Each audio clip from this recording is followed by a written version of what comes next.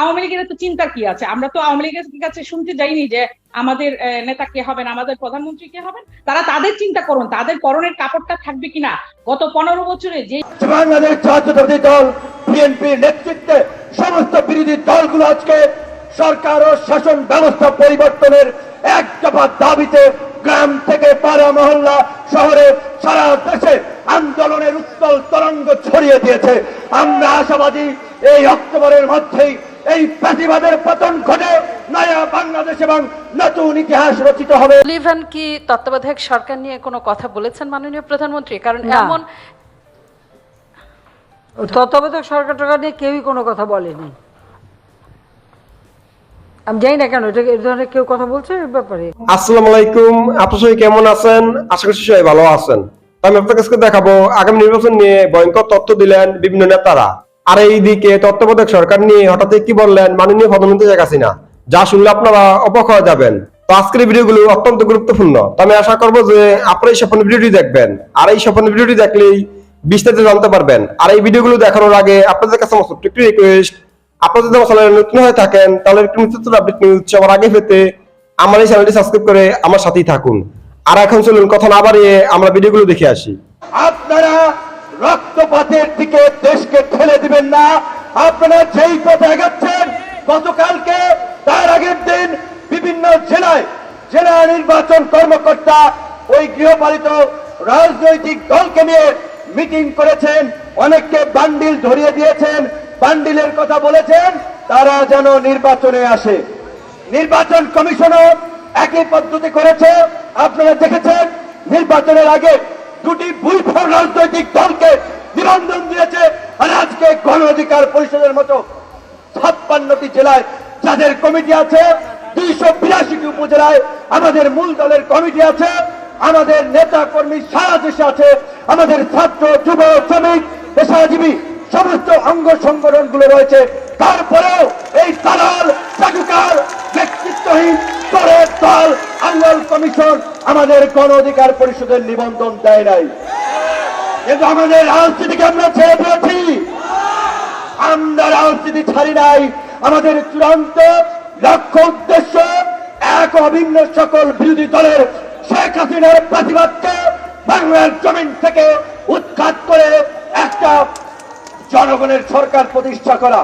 বাংলাদেশ জাতীয়তাবাদী দল বিএনপির নেতৃত্বে সমস্ত বিরোধী দলগুলো আজকে সরকার ও শাসন ব্যবস্থা পরিবর্তনের এক দফা দাবিতে গ্রাম থেকে পাড়া মহল্লা শহরে সারা দেশে আন্দোলনের উত্তল তরঙ্গ ছড়িয়ে দিয়েছে। আমরা আশাবাদী এই অক্টোবরের মধ্যেই এই প্রতিবাদের পতন ঘটে নয়া বাংলাদেশ এবং নতুন ইতিহাস রচিত হবে। সেই নতুন ইতিহাস রচনার জন্য ছাত্র যুবক তরুণদেরকে আজকের মুক্তিযোদ্ধারা যে দ্বিতীয় মুক্তিযুদ্ধের ডাক দিয়েছেন, সেই দ্বিতীয় মুক্তির সংগ্রামে আপনাদেরকে ঝাঁপিয়ে পড়ার আহ্বান জানাচ্ছে। হয়তো জেলা পর্যায়ে আমাদের ছোট ছোট দলগুলোর অত শক্তিশালী সাংগঠনিক কর্মকাণ্ড নাই। বিএনপির নেতৃত্বে আপনারা জেলা উপজেলা ইউনিয়ন পর্যায়ে আপনারা এই ফাঁসিবাদের পতনের দুর্গ করে তুলবেন। সকলে মিলে ফাঁসিবাদকে প্রতিহত করবেন এবং আমাদের দাবি অর্জন না হওয়া পর্যন্ত এই যে আন্দোলন শুরু হয়েছে এই আন্দোলন থামবে না। আপনারা দেখেছিলেন 10 ডিসেম্বরের সমাবেশের আগে মহাসচিবকে গ্রেপ্তার করেছে। বিএনপির চেয়ারম্যান তারেক রহমানের বক্তব্য প্রচারে ইউটিউবে, ফেসবুকে, টেলিভিশনে নিষেধাজ্ঞা, কিন্তু তারেক রহমানের নেতৃত্বে আজকে বিএনপির পুনর্জাগরণ ঘটেছে। সারা দেশের মানুষ আজকে বেগম খালেদা জিয়াকে নিয়ে সরকার যে প্রহসন করছে, সরকার যে অসম্মানজনক কথাবার্তা বলেছে তার ধিক্কার জানাচ্ছে। আওয়ামী লীগের নেতারা পর্যন্ত খালেদা জিয়ার মুক্তির জন্য, সুচিকিৎসার জন্য কথা বলছে। আমরা প্রধানমন্ত্রীকে আজকের এই সমাবেশ থেকে বলতে চাই, আপনি 77 বছর বয়স্ক একজন মহিলা, বয়োবৃদ্ধ নারী, আপনি বাঁচবেন কয়কাল? আপনি খালেদা জিয়ার মৃত্যু কামনা করেন। অনতিবিলম্বে বেগম খালেদা জিয়াকে বিদেশে সুচিকিৎসার ব্যবস্থা করে রাজনৈতিক সম্প্রীতির নজির স্থাপন করুন। আমাদের বিরোধী দলের যে দাবি, নির্দলীয় নিরপেক্ষ সরকারের অধীনে সুষ্ঠু নির্বাচন দিতে হবে।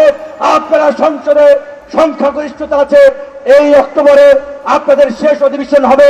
আপনারা যদি সংঘাত না চান, আপনারা যদি সেফ এক্সিট চান, অনতি বিলম্বে তত্ত্বাবধায়ক সরকারের বিল সংসদে পাশ করে আপনারা আবার সুষ্ঠু নিরপেক্ষ নির্বাচন দিন। এটা তো আমাদের বিএনপির একান্ত নিজস্ব চিন্তা। বিএনপি নেতাকর্মীরা ডিসাইড করবে যে তাদের প্রধানমন্ত্রী কে হবেন বা তাদের নেতা কে হবেন।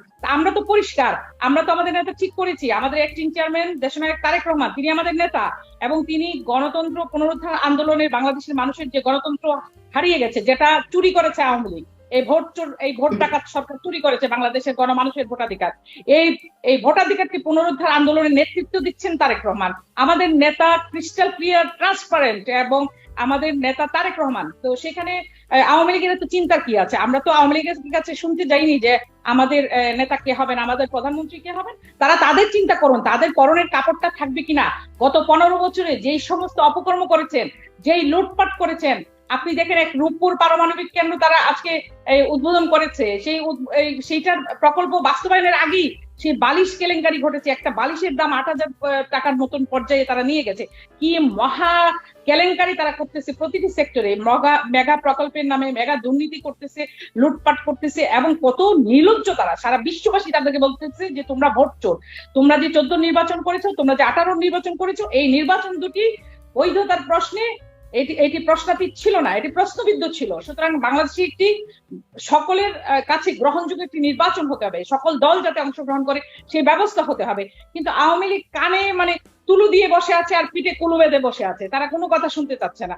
তারা তাদের মনস্তাপ এইটাই যে আমরা চুরি করেছি, আরো করব, ভোট ডাকাতি করব, তোমরা আমাদের কাপড় খুলে নাও, আমাদেরকে আমাদের চুরি থেকে আমরা বিরত হব না। তারা সেই পর্যায়ে তাদের সংকল্পবদ্ধ হয়ে আছে। এই জায়গায় থাকলে তো হবে না, কারণ তারা এইভাবে মৌখিকভাবে বললে তো হবে না।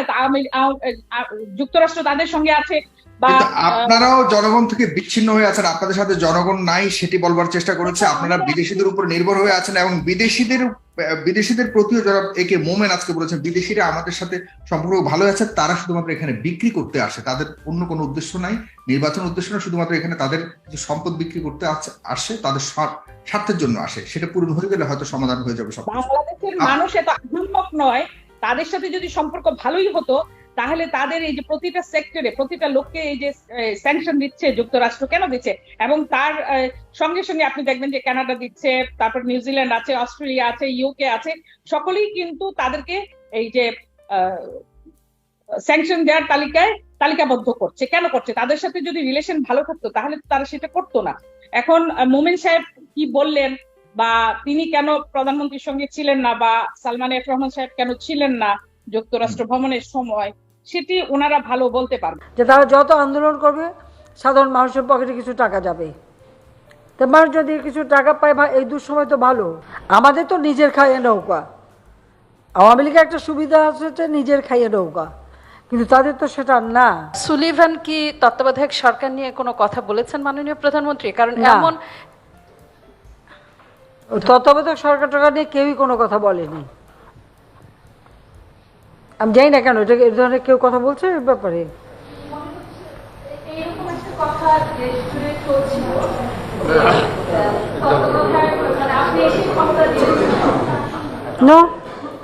আমার তো মনে পড়ে না এ ধরনের কোনো কথা হয়ই নেই, কেউ আমাকে এ কথা জিজ্ঞাসাও করেনি। আসলে কোনো এ ব্যাপারে কোনো কথাই হয়নি। আর তত্ত্বাবধায়ক সরকারের এক অভিজ্ঞতা 2007 থেকে 8 পর্যন্ত হয়ে গেছে না আমাদের, তারপরে আবার কেউ চাইতে পারে? আর এই ব্যবস্থার জন্য বিএনপি নষ্ট তো বিএনপি করছে, এই অবস্থানটা তো এই সিস্টেম তো বিএনপি নষ্ট করে দিয়েছে, যেরকম কোনো কথা হয়নি। আর তাদের যে আন্দোলন, আমরা তো আন্দোলনে বাধা দিচ্ছি না, তারা তো আন্দোলন করে যাচ্ছে, লোক সমাগম করছে, খুব ভালো কথা।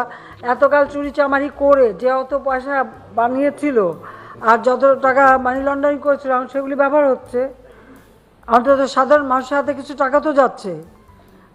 আমি কিন্তু ওভাবেই বিবেচনা করি যে তারা যত আন্দোলন করবে সাধারণ মানুষের পকেটে কিছু টাকা যাবে। তো মানুষ যদি কিছু টাকা পায়, এই দুঃসময় তো ভালো, কাজে টাকাগুলিও বেরোনো দরকার, তো এই টাকাগুলি বেরোনো দরকার না, তো সে টাকাটাও বেরোচ্ছে, মানুষের কিছু পাচ্ছে। এই জন্য আমি বলছি কোনো কিছু বলার দরকার নেই, তারা আন্দোলনও করতে থাকুক। তবে হ্যাঁ, আমি তো আগেও বলেছি যদি মানুষের কোনো ক্ষতি করতে চেষ্টা করে, ওই রকম অগ্নিসন্ত্রাস ওই ধরনের যদি কিছু করে, তখন তো ছাড়বো না। কারণ আমাদের সাথে তো জনগণ আছে, আমার কিছু করা লাগবে না, জনগণের ডাক দিলে তারাই ঠান্ডা করে দেবে। কারণ যখন অগ্নিসন্ত্রাস করেছিল তখন কিন্তু সাধারণ মানুষই ওদের বিরুদ্ধে রুখে দাঁড়িয়েছিল। এবার তাই হবে। আর তাদের সেট লোক আছে, আসে যায়, খায় দায়, চলে যায়। তো কিছু মানুষ যদি টাকা পয়সা পায়, ক্ষতিটা কি? তবে আমি একটা কথা বলবো, সাংবাদিকদেরকে অনুরোধ করব, এই যে তাদের সোর্স অফ মানিটা, এটা কোথা থেকে, সেটা একটু খবর নেওয়া দরকার, যে তারা এত টাকা কোথা থেকে পায় এবং এত টাকা কীভাবে খরচ করে, সেটা একটু খোঁজ নেওয়া দরকার।